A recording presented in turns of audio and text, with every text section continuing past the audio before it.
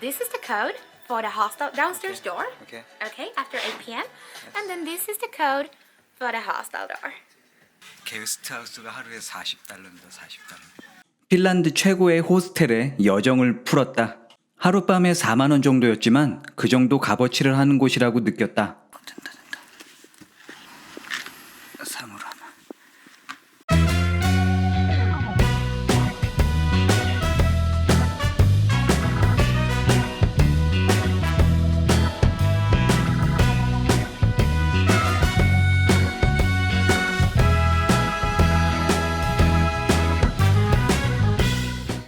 이것저것 하다 보니까 벌써 저녁이 됐습니다. 이렇게 열고 나가야 돼요.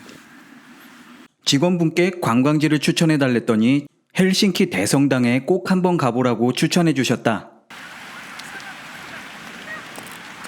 이곳 헬싱키는 여태까지와는 다르게 모던한 느낌의 건물들이 특징이다. 헬싱키 대성당까지는 30분 정도 거리였다. 하지만 나는 일부러 천천히 걸으며 도시의 풍경을 마음껏 즐겼다. 그렇게 걷다 보니 내가 좋아하는 세발 자전거가 또다시 출몰했다. 제가 나중에 서울에 가면은 이런 자전거를 꼭 한 대 제작을 할 겁니다. 너무 좋아 보이지 않나요, 이거? 이런 자전거 꼭 하나 만들고 싶어요, 저는. 완전 좋아. 대박. 너무나 좋아. 여객선을 타고 헬싱키 터미널에 도착한 나는 깜피 쇼핑몰에서 유심칩을 구매했다. 근처 게스트하우스에 여장을 풀고 에스플라나디 공원을 거쳐 헬싱키 대성당으로 향했다.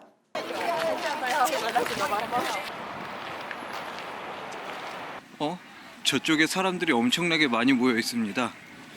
왜 저렇게 많이들 모여 있지? 뭐 공연 같은 게 하는 것 같은데? 뭐야? 대박. 씨. 운 좋게도 성 루시아 퍼레이드를 구경할 수 있었다. 성 루시아 데이는 이곳 스칸디나비아 국가에서 중요시하는 행사이다. 성 루시아로 선발된 젊은 여성이 양초 장식을 한 화관을 쓰고 퍼레이드를 벌인다. 오늘 뭔가 퍼레이드 같은 게 하나 봐요. 빛을 의미하는 룩스라는 단어에서 유래된 성 루시아는 어둠을 밝히는 동정녀 순교자로서 낮이 짧고 밤이 긴 북유럽 국가에서는 특별한 공경을 받고 있다. 특히 스웨덴 스칸센에서 벌어지는 루시아 퍼레이드가 가장 유명하다고 한다.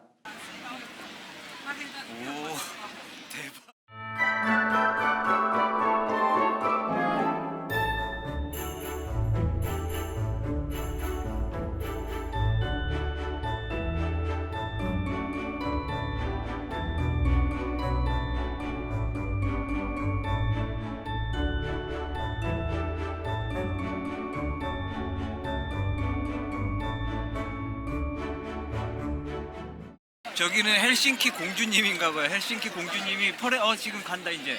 Mulla on 4 kaneelisajia, siis mulla Anna mulla kaneelisajia. 너무 잘 만들었다 쟤는. 상점 안에는 백발이 성성한 노인분께서 재빠른 손길로 뭔가를 계속해서 만들고 있었다. 직접 만든 거를 여기서 판매하고 있어요. 전부 다 여기서 직접 바로 만든 겁니다. 물건 하나하나를 직접 현장에서 만들다 보니 왠지 제품에 대한 신뢰가 쌓인달까? 역시 강력 추천해주더니만 볼거리가 많네요. 재밌었습니다. 아이들의 깔깔거리는 웃음소리와 자신의 일에 열중하고 있는 노인분들. 돈 많고 힘센 나라보다 이런 나라가 부러워지는 건 왜일까? 제가 정처 없이 돌아다니다가 환전소를 발견했는데요. 여기가 물어보니까 한국 돈도 바꿔준대요. 여기서. 오케이. 이때쯤 되니 자금의 압박이 심해졌다. 나에겐 한 푼의 현금이라도 아쉬울 지경이었다. 이게 어찌된 영문인지 모르겠습니다. 11만 2천 원을 환전했더니 왜 64유로밖에 안 주는 것일까요? 접하는 모든 것들이 새로운 것들이었다. 이런 것들 하나하나가 전부 다 값진 경험이고 수업료라고 생각했다. 슈퍼마켓도 순식간에 찾아냈습니다. 바로 앞에 있어요. 식비를 아끼기 위해 슈퍼마켓을 찾은 것은 탁월한 선택이었다. 이 녀석을 들고 다니면서 여기서 원하는 걸 마음껏 고르는 거예요. 여기다가 놓고요. 이걸 누르고 요거를 떼어서 붙이면은 끝. 5유로입니다. 이만큼이. 2유로짜리 이런 거나 마셔야겠다. 쇼핑을 마치고 계산을 하려는데 계산대가 굉장히 독특하고 실용적이었다. 맥주 2개랑 샐러드 하나 샀더니 10유로가 나왔습니다. 내가 수건을 못 샀거든요. 수건을 사러 또 다른 곳으로 가고 있습니다. 수건을 어디서 사는지 몰라서 현지 분들께 여쭤봤더니 내 주위로 사람들이 구름처럼 몰려들었다. 처음엔 타월이란 말을 잘 못 알아들었는데 일본어를 할 줄 아는 아주머니에게 타워르 데스까라고 물어봤더니 알아들으셨다. 자기 일도 아닌데 이렇게나 친절하게 도와주는 사람들이 너무나 고마웠다. 4층 가주야. 여태까지 블라디보스톡 아가씨들이 최고 이쁜 줄 알았거든요. 근데 여기 오니까 진짜 대단하다. 미인 미녀들이 너무나 많아. 타월. 제대로 찾은 것 같은. 타월을 팔긴 파는데 너무나 비싸다. 근데 타월은 그냥 빌려서 쓰는 게 나을 것 같아요. 그거 들고 다니면서 또 빨고 막 말리고 그래야 되잖아요. 스포츠바란 게 있어요. 이쪽은. 그래서 스포츠바에 가면은 그런 거 있죠. 뭐 농구 경기, 아이스하키 경기, 야구, 풋볼 막 이런 것들을 보면서 드링킹 하는 그런 스포츠바가 되게 자주 보입니다. 하루 일과를 마치며 영상 편집을 해보려는데 일이 손에 잘 잡히지 않았다.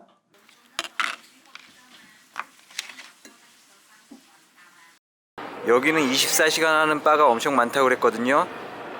현재 시간이 자정이에요. 밤거리를 걷다 시위대를 발견했는데 시위라기엔 너무나 평화적이어서 동호회 모임 같은 느낌이 났다. 이 새벽에 그리고 근처 바에 놀러 갔는데 분위기가 너무나 좋았다. 생전 처음 보는 사람들과도 쉽게 친구가 될 수 있는 그런 곳이었다. 여기는 추운 곳인데도 불구하고 사람들 표정이 굉장히 밝고 친절하고 뭐 그렇습니다. 화사해요. 사람들이 다 웃어주고.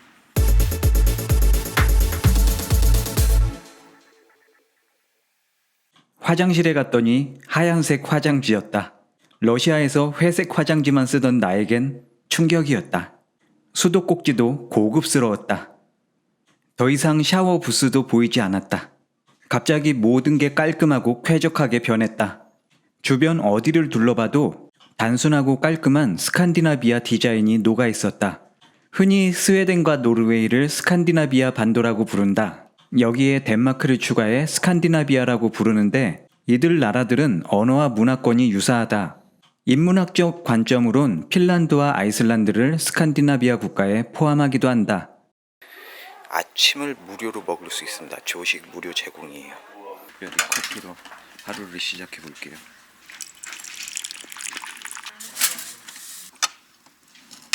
저의 아침밥입니다.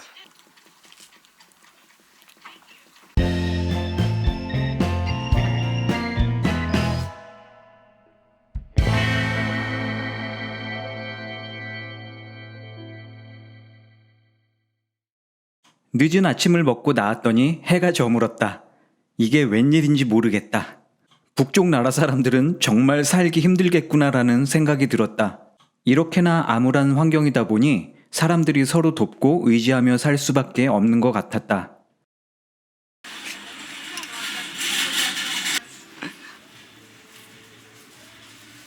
여행 경비가 바닥이 나고 있었다. 시간과 재화는 한정적인데 가보고 싶은 곳이 너무나 많은 상황이었다. 학창시절 인상 깊게 읽었던 무라카미 하루키의 노르웨이의 숲이란 소설이 있다. 지도만 봐도 마음이 설레이는 그곳에 꼭 가보고 싶었다. 원래 계획은 상트페테르부르크에서 무르만스크에 가는 것이었다. 어떻게든 그곳에만 가면 세상의 끝이라는 호닝스버그와 트롬세를 갈 수 있을 것만 같았는데 막상 알아보니 자금도 자금이고 가는 길이 너무나 험난했다. 그래서 핀란드에 사는 친구에게 물어보니 로바니엠이란 곳을 추천해줬다.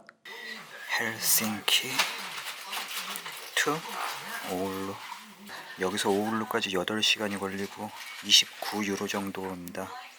교통편으로 고민을 하고 있던 차에 제철님에게 연락이 왔다. 이왕 일이 된 거 대서양을 넘어 캐나다로 오면 어떻겠냐는 것이었다. 이때만 해도 확신은 없었지만 일단 캐나다와 미국 전자비자를 신청해 봤다. 로바니엠이라는 곳으로 가려고 알아보고 있는데 하룻밤 숙박료가 180만 원이에요. 하룻밤 숙박료가 내 몸값보다 비쌌다. 하지만 어떻게든 가보기로 했다.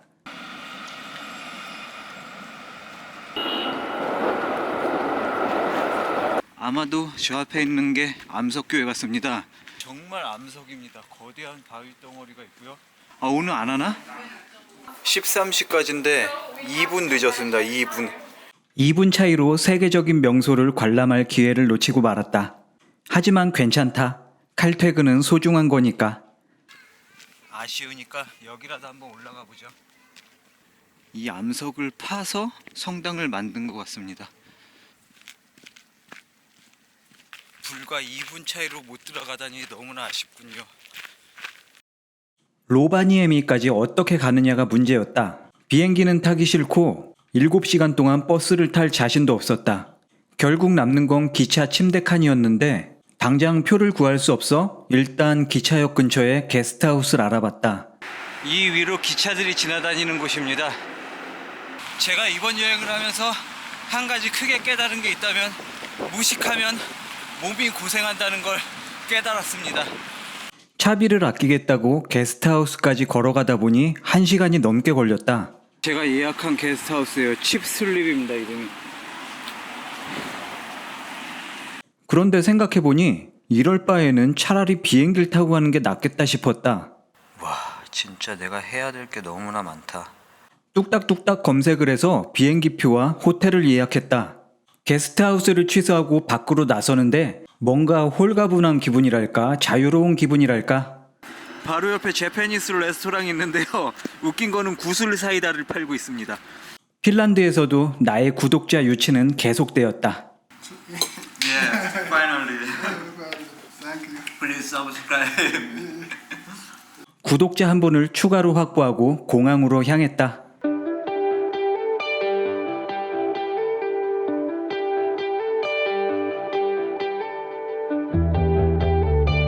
도착했습니다.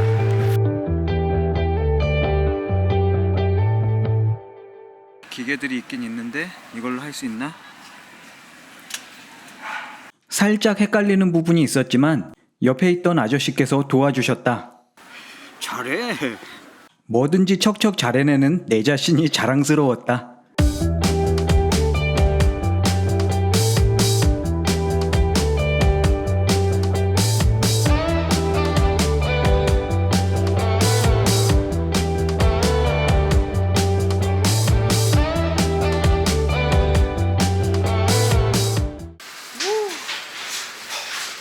땅으로 걸어서 비행기 타는 건 처음입니다.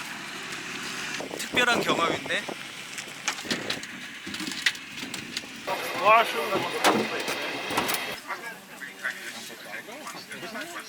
가급적 비행기는 타고 싶지 않았지만 가장 합리적인 교통수단이라 어쩔 수가 없었다. 엄청 추운 날씨와 안개 때문에 비행기가 꽁꽁 얼어붙진 않나 걱정했지만 무사히 착륙했다. Ladies and gentlemen, welcome to Rovaniemi Airport. 활주로에 눈이 엄청나게 쌓여 있어요.